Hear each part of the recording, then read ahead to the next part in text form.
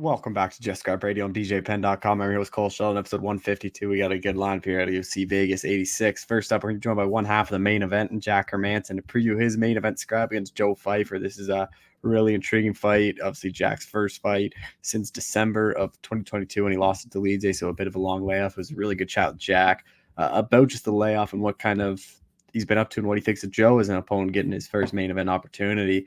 We're then going to be joined by Max Griffin to preview his fight against Jeremiah Wells. This is a big one for Max Griffin. Griffin knows that he's coming off that disappointing loss to Michael Morales. He says there's a lot to take away from that, but he's very confident going into this one against Jeremiah. It's a fight that he thinks is going to be a very fun one for the fans, and it's the last fight of his deal, so he knows it's do or die for him in his UFC career.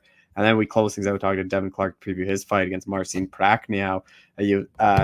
Devin, similar to Max, kind of thinks this is near do or die. It's coming down to the end of his contract, so he knows a win here is important. But Devin really likes the style match against Prachnio. He thinks he can grind out a win here and get maybe a stoppage as well. But be sure to share the show, subscribe, and tune in next week for another episode of Just Scrap Radio. All good. All right, we're joined with Jack Hermansson, who's finally back in action and headlining this weekend's card. Jack, how's it going, man? It's going well. Fight week, so I'm excited. Obviously been a long time coming for you. Like, what has kind of the last year, 14 months kind of been like for you since your last fight? It's been quite rough because I was injured, so I was supposed to fight Brandon Allen in June, but got injured before that fight and wasn't able to train, so I had to pull out and then take some time off from martial arts and rehab and get back into a healthier body and then reschedule. So, but now we're back in business, so I'm happy. When were you kind of fully cleared to return then? I started to ask for fights since September. Are you surprised it took this long then? A little bit, yeah. It was kind of frustrating in the beginning. I was like, okay, I'm ready now. I don't like the time to go on. I want to get back into business. So, but yeah, finally we're here. And then Joe Pfeiffer, like, was this an opponent that caught you by surprise, or like, did you not really know who you'd get on your return? I didn't know, but as soon as I got him as a option, they also said that it was gonna be a main event. So I think that was that made it for me. Yeah. How familiar were you with him before you got the offer? I watched his last fight with Abdul Razak. So I did see that fight and had it fresh in mind, so I knew who he was. I see he's been pretty hyped up, like has all the finishes in the UFC, like even after the Contender Series, Dana was really hyping him up. So like, do you think like he is ready for this spot of like fighting these guys so soon? Like it is only like his fourth fight in the UFC to already get a main event, like a top 15 guy. I think he's ready, but at the same time, there will be a step up in competition for him. So even though he has been looking very, very good, it's going to be tougher now for now. For this one, where was the training camp for you? In Oslo, as I always do, in Oslo, Norway, Frontline Academy, Hasle. Did you bring in anyone to mimic Joe, or is it just kind of the usual guys that you work with? It was most of my usual guys. I also had like two additional training partners, Martin Hamlet and Ahmad Edelbiev, who is a young prospect, up and comer, who helped me with this with sparring this camp as well. With Joe, obviously, he has really good knockout power, but is a wrestler. But with how good your grappling is, do you expect him to just want to keep it standing with you? I think so. I wouldn't be surprised if he tries to take me down either, but I would believe that Joe wants to keep this one on the feet. Fighting at the Apex, was that a bit disappointing of your return fight, just being at the Apex and not in front of a crowd? I always prefer to fight in front of a crowd. I love big arenas, but at the same time, it's a main event, so I'm very happy with that. It's pretty crazy. Like, this is what I was trying to think, like, that's sick. Like, you've had a few of these main events now. It's like, is it pretty surreal to think of how many main events you've had in the UFC? Yeah, it's super cool, and I really enjoy to be in that spot, and that shows that they think highly of you. So I'm always honored to be headlining a card. How much do you think that experience will benefit you here, where this is Joe's first time fighting 5 rounds of UFC, first time like main eventing, like all that kind of added pressure and everything that goes with it? Yeah, I think it's gonna play a big role because even though you're used to train 5 rounds and do it in sparring, it's something else to do it in a fight. So it's gonna be his first experience with that, and yeah, it's something different when you get into those championship rounds for sure. Was there ever a thought of just having like your return fight be a 3 rounder just to kind of get your feet back wet of being off for a year? I feel like I'm one of those guys that thrives, in long fights because I have good conditioning. So Mm. I think that's always to my advantage. So that didn't matter for me. Do you worry about ring rust at all? Like just haven't been off for that long? Not really. I think that's same thing there with the experience. You know what you're up against, and the routines are still there. So I don't worry too much about that. With this one, like how do you kind of see it playing out then? Mm, I think Joe is gonna, try to come out hard. He knows that he's powerful, and it's. I think that he relies on that power, and I'm not gonna let him use it.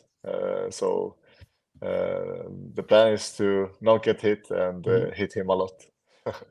How much pressure is on you with this one? Just like coming off that layoff, like MMA fans forget about people pretty easily, like just with how many events there are. Like, is a bit of pressure to like kind of remind everyone that you're still this top 10 middleweight here? Yeah, I think that's important, and to show everybody, okay, I'm still here. I'm still here to play with the big guys in the division. So it's important for me to make a statement. Uh, are you surprised you're the underdog in this one and like people are really backing Joe? Like, it seems like a lot of people aren't like giving you much of a shot. Nah, I'm not that surprised. Once in a while, those guys are coming up with a lot of hype, and they need to fight someone a little bit better um, to settle that hype down a little bit. So and then they might not be um, as much of a favorite in the next fight. So it happens all the time that these younger killers are looking really, really good until they get up there. Do you think it is similar to like Edmund Shabazian, who you fought, who was like this highly touted guy who was knocking out everyone, everyone thought he was gonna be a future champion, then he kind of ran into you and Brunson in back-to-back fights? Yeah, I think so. I think so. And yeah, so Joe is good, and I think he can go far, but it's gonna be a step up for him in this fight. What do you think a win here does for you, especially if you could go out there and even like finish Joe, or just even if it is like a one-sided fight, like because he had, although he isn't ranked, like he has all this hype, like you are the underdogs. Like, what do you think a win here does for you? I think that that would be very good for me, and it would help me to climb upwards. And I think if I beat Joe, I'll show everybody that I earn a bigger fight. So for my next one. Uh, since you last fought, obviously the middleweight division has had a lot of changes. Like Sean became the champ, and then obviously DDP's the champ now. Like, what are your kind of thoughts on the top of the middleweight division? It's been really shaken up since you last fought. Yeah, it's cool. It's nice to see that the belt is going a little bit back and forward between different guys. So it's exciting times, and it's been fun to watch. So Did, yeah, did you think Sean or Drickus won that fight? I think it was so close that I couldn't Yeah. made up myself. I need a pen and paper to watching that to be able to decide who won that because I think it was so close. And then there obviously are a lot of big middleweight fights upcoming. Like there is Paulo Costa, Whitaker, like the week after. I know like Allen's fighting Martin Vittori. Like, do you kind of want like one of those guys, like someone in that top five? Is that what you're kind of looking for with a win here? Yeah, that would be amazing if I could get one of those guys. But at the same time, yeah, we will see. If a guy like Like I already fought Vittori, and if Brandon wins, he's probably gonna, he's on a big streak. He's probably gonna want to step up against another one, and yeah, it's gonna be hard as well in the Costa. Oh, who is Paulo fighting again? Whitaker. Whittaker, yeah. I think that more like realistic option would be Imavov that won Mhm. this weekend. That would be a good fight if I take this one. Do you prefer like these next couple fights to all be 5 rounds? Like, do you like those 5 round main event fights then? Yeah, absolutely. I prefer them. So if I can choose, I'll take a five rounder. And then with that Imavov, what did you make of his fight against Roman? Because obviously Roman was the last guy that you had fought. Yeah, it wasn't his best performance, but Imavov is a good guy. He's crisp, sharp, and so yeah, maybe wasn't his best performance this weekend, but he's still a good fighter. So yeah, he's up there as well. And then a guy you wrestled was obviously Hamzat and that thing, and then he's now moved up to middleweight. Like, did you always think like he was gonna eventually be a 185, or like it felt like he was always super big for welterweight? And when you guys wrestled, like he seemed like a bit bigger than you. Yeah. I definitely thought that he was gonna go up to middleweight eventually because it's such a big cut for him down to welterweight. So yeah, now he's here, and it's gonna be interesting to see what they will give him next. Just final thing, like what is kind of the goal then for you this year? Like I imagine it is to try to be pretty active after missing all last year, but like what's that kind of ideal year look like for you? I would love to get in a few more fights. So yeah, if I get 3 fights this year, that would be amazing. And 3 fights, 3 wins, and get up there to the top again. Well, Jack, I appreciate the time. Thank you so much for doing this. Thank you. Thank you very much. All right, we're jumping UFC welterweight Max Griffin, who's back in action on February 10th. Max, how's it going, man? I'm good, man. In between stuff, how are you? I'm doing well. Like it's obviously been a bit since we saw you, like since July. Like, are you surprised it took you this long to get another fight? Yeah, I ask. I'm like, yo, I want to fight Q4. Let me get back in there because I haven't even stopped training since my last fight, man. Um, yeah, I haven't even stopped. I was down, losing sucks. It was close, and David Goggins actually sent me a message saying how I'm a dog, and um, you know he loves seeing the heart in there, and so yeah, I got up and ran. And I've been freaking going hard ever since, man. Um, yeah, just improving, learning, growing, making adjustments. How frustrating was last year for you, just having the one fight and then losing in like a very close one like that as well? You know, um, it's unfortunate, but I also had a lot of growth in that time. Yeah, I mean, losing sucks, especially something close. But now it's me versus anyone else in the equation. What do you take away from that last one? I was, dude, Morales is good. He's fast. It was just hard to get in. He made good adjustments. He's good though. He's a good fighter. I hurt my hand a little bit, so I couldn't like connect my hands on takedowns, and that was important. But um, just got to be able to switch it up better and um, bite on my mouthpiece a little bit more. I was talking to some of my coaches, and sometimes, like I do have a lot of experience, right? So it's Mhm. like I do think in there because I've been there. I've been, I think 16th UFC fight, but you got to remember what gets you there. Before you have that experience when you're just biting down, throwing, not giving an F. So more of that, which I like, which I appreciate and I'm gonna enjoy here. And then Jeremiah Wells, like how familiar were you with him when you got the call to face him? I know who he is. I've seen his fights. He's a beast. He's a stud. Really explosive. I remember watching him. And I'm like, I'll probably fight that guy one of these days. Just because he is athletic, explosive, beats some of the guys I fought in the kind of the same grouping. but I like it. It is the first shorter guy I fought like a few years. I've been fighting the Neil Magnies, Tim Means, Condit. They're so tall, it's hard to get in. Even Morales fights tall. But fighting a guy as explosive, he has to come to me. He's well-rounded. He's labeled a grappler, but he's a bomber. So I like it. I like it a lot. I mean, I fought grapplers. I fought bombers. The Mike Perrys of the world. These guys that have that one-punch knockout power, and Jeremiah's gonna come after me, and I'm gonna come after him. I guess the one downside is it being at the Apex again, and you can't get in front of fans. Yeah, I'm kind of over that, honestly. I mean, they have fights all the time, and they're at the Apex most of the time. I don't know. I don't want to say anything bad, but it's due. It's due the fight for the fans, and I'm a fan favorite, man.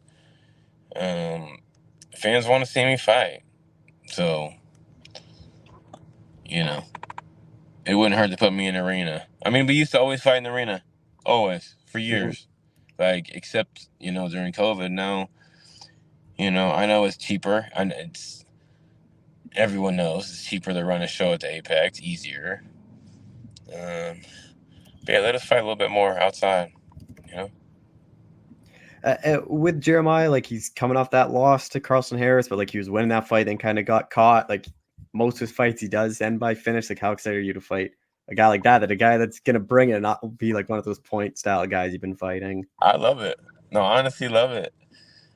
Yeah, I love fighting dangerous people. Like I say, when I got the fight, I'm like, all right, I like it. I know who he is. He brings the noise. So, it'll bring that animal out, which I love to let free. And it'll be perfect opponent. Even the grappling stuff. Like, I've been grappling, I just haven't been able to show it too much. And I know that he'll be around for that. Like, I can grapple too. And we'll see. It'll be great. Who are kind of the main guys you're working with for this one? As always, my teammates, Anthony Hernandez. We work a lot. Ryan Loader, he's one of my D1 wrestling coaches. I got my guy Cody Linton. He's a national champion. He's excellent. The stout Viking dude. A great wrestler. I've been using him for like a good body. We were working today, kind of throwing the same stuff, and because Jeremiah's shorter and stocky, he's not a tall, long guy. So I've been getting the reps in, and yeah, we grapple so much, so it's nothing I haven't seen. Just different stuff he likes to do. He likes the over-unders. He likes, the kind of hold,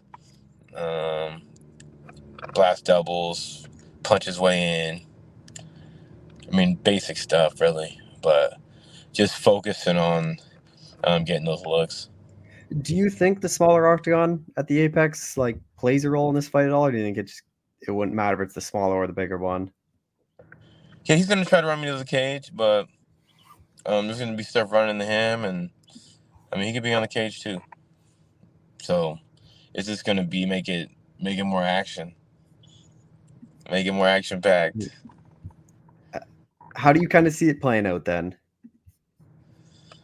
I might get taken down, might not, but if I do, I'm getting up, take him down, beat him up. I'm looking to finish. This is my last one on my contract, so I'm looking to go out spectacularly, finish nicely. He's tough too. I love it. He's my kind of fighter. He's a dog in there. He'll go to sleep. He'll let you put him to sleep. So he's a beast. How much pressure is on you then, with it being the last fight on your deal? I love these positions. It seems like I always get these positions. I'm in these positions a lot, quite a lot. It's where I thrive. Are you surprised they didn't want to re-sign you before this one, or is that your call that you didn't want to negotiate? Like, how did that kind of come together? usually, we reach out and try to do something, but we didn't this time. To see what's going on in the market, see, give myself a fair chance. So yeah, fight this out. Yeah, it's my choice, and then the world is ours after that. What do you kind of make of the MMA landscape right now? Like, you obviously had Bellator merging with PFL. Like, one is kind of has a murky future. So, like, what do you kind of make of it? Like, there isn't a whole lot of options for like fighters coming up now. Yeah, there's not. It's kind of getting pigeonholed, especially with Bellator being bought by PFL, and PFL is kind of weird. How they run things. And then not UFC's. having a bantamweight division is so weird when bantamweight's like one of the best and deepest divisions going. Yeah, I heard they don't even have like 205 or something. Yeah, they don't have a couple divisions, which like makes no sense. Like, maybe they will now they bought Bellator, but it's like, I don't know, it's odd how you only just pick and choose some of them. Yeah, but I mean, we got bare knuckle. Mhm. Bare knuckle's out there. Boxing's out there. There's different little options that are in the fighting landscape. So we'll see. Have you kind of thought about how much longer you want to do this for, or is that still not a thought for you at all? Still not a thought. I mean, it is my last fight on the contract, but I'm not done fighting by any Yeah. means. Yeah, no thoughts on that. My buddy, I was in Mexico this last weekend. My buddy has asked me, hey, you're getting older. I'm like, speak for yourself. Until I start getting my ass whooped, and you see these guys getting knocked out, and guys that stayed too long, like Cerrone and things like that. Like, I'm good. Yeah. Till that coin flips, I'm fighting. What do you think a win over Jeremiah does? Like, obviously it could be a free agent, but like, what do you think that kind of does for you then? They're gonna want to keep me. They're gonna want to keep me, man. I've been fighting for a long time in UFC, 7 years. And Jeremiah's tough. They're gonna be like, damn, Max did that. So it'll put more leverage in my court here on these moves and opportunities. But I'm ready to get paid, and I'm ready to move up on the totem pole. Just final thing, like, maybe it is in the UFC, maybe it isn't, but like, what's that ideal year look like for you? Like, I imagine it's get a lot more fights than you have been in the past couple of years. You've been kind of limited to one or two lately. I know. I want to fight, and we tell them this. We say this. We want to fight. We want to fight. We want to fight. But it's always like, we're looking for the right fight. We're gonna fight. We're looking for the right fight. It's like, I want to fight. I'm here to fight. So let me fight. Well, Max, I appreciate the time. Thank you so much for doing this again. Thank you, Cole. Yeah. All right, we're jumping UFC light heavyweight Devin Clark, who's back in action on February 10th. Devin, how's it going, man? Going great. Obviously been a bit since we saw you. Like, you had that fight in May, like the second fight of the year. Like, you were kind of expecting to have a pretty active year. Like, what kind of kept you out for the whole rest of the year then? Kind of scheduling conflicts. I could have fought in the fall. Ended up going to Disneyland with my family instead, which turned out to be a good decision. I think I needed a little bit of a break anyways, kind of readjust and reevaluate things and just kind of get better, separate some of those fights. And obviously the last one didn't go my way, and just simple stuff again, simple mental errors and stuff like that. But that's not really what I focused on, on the comeback or on my break. It was just, focus on the stuff that I'm good at, which is my wrestling. Started doing a little more wrestling, and with that gained confidence and everything like that. So. What do you take away from that last fight? Because like, it was a fight that you had some success early on, and obviously ended up losing it. Composure is the big one. I could say, have them hurt, keep hurting them, stuff like that. But I kind of tried to do that. I just didn't do it in the right way. So keeping my composure, I hurt him real bad, could have finished the fight.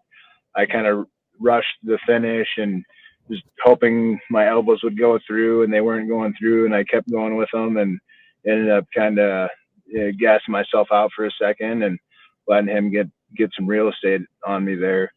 So yeah, the big thing is just composure and having that confidence to have that composure, which goes back just putting in the reps. And that's what we've been doing. And then, so you said you took a bit of time off, but you went down to Disney. So like, was this kind of the right time frame then, like at the beginning of the year? As in fighting now, yeah. Yeah. It's it turned out to be perfect timing. I'm feeling up and ready for it now, and we'll see where 2024 gets us. I'm looking to get a new contract, get some wins, kind of establish myself again, and not just be gatekeeper type guy, stuff like that.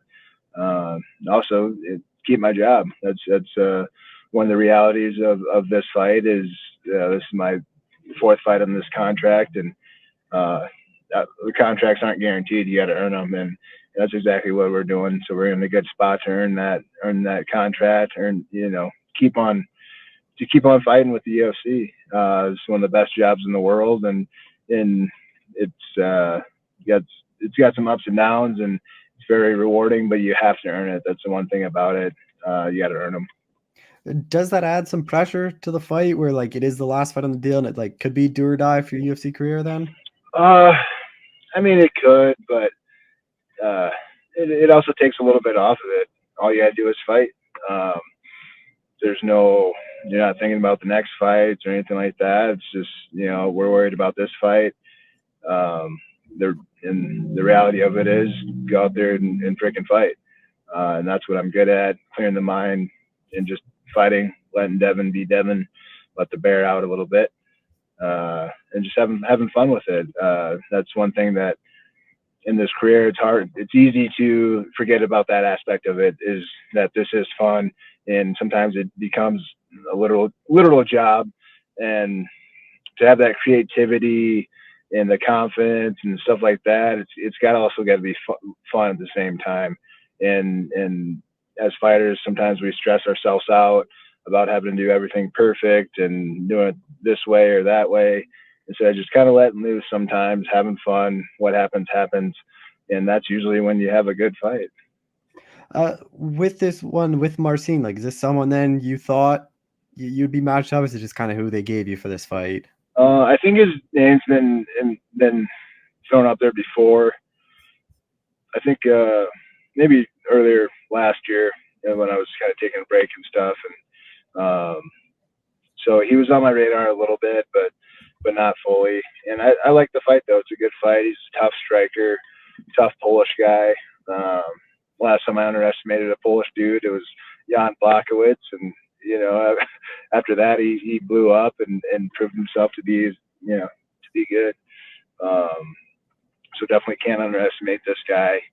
I know I have better wrestling than him and everything else like that, but it's getting to that wrestling, getting to the style that I want to take the fight, and he's going to try his best to keep me from doing that. So it's a good fight. It's making for a good fight. Just one more thing on the contract thing too. Like, did you try to re-sign for this one, or was it kind of just agreed to that, like, you just fight it out and kind of see what happens? I don't really think I was in a great position to re-sign. Maybe if I asked for it, it would happen. At the same time, if I do that, kind of cutting myself short, re-signing off a loss is always kind of a risky deal when it comes to the money aspect of it. Maybe they give me a contract, maybe it's less money, something like that. But I'd rather earn it. I'd rather earn it instead of playing the safe route and getting the contract before the fight. And I was kind of joking with my management. It's like, maybe we should just sign one fight deals. Like add to that, just that no pressure, like just one fight at a time, win each fight. With Marcin, like, he's had some like odd performances, like his first like 3 fights UFC, like he didn't look very good, and like a lot of people thought he's gonna get cut, and then he kind of went out there, had that odd performance against Khalil that was kind of a weird fight. Like, what have you kind of made of his run? Like, he's looked a lot better as of late, but like he still kind of has those like odd kind of low volume fights at times. Yeah, it just proves that you have to fight a guy like that. You let him be in his realm. He's a good striker. He wants space. Khalil's like that too, and I think in that fight, it just kind of got the better of Khalil having that space and stuff like that. You let a guy like Marcin think, then he's going to do what he's best at. You don't allow him to think, then he's on his heels. He's making mistakes. He's off balance. Shots are open. Strikes are open. Everything like that. So yeah, a little bit of pressure on a guy like that goes a long ways. With your wrestling too, like how important do you think that'll be? Like you saw the last fight, like Vitor was able to get him down a handful of times, ended up controlling him for most of the fight and got the submission. Like how important do you think your wrestling will be in this fight then? Super important.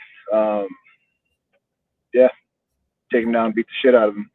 That's at the end of the day, that's what works the best for me, and it always has. That's what got me to the UFC.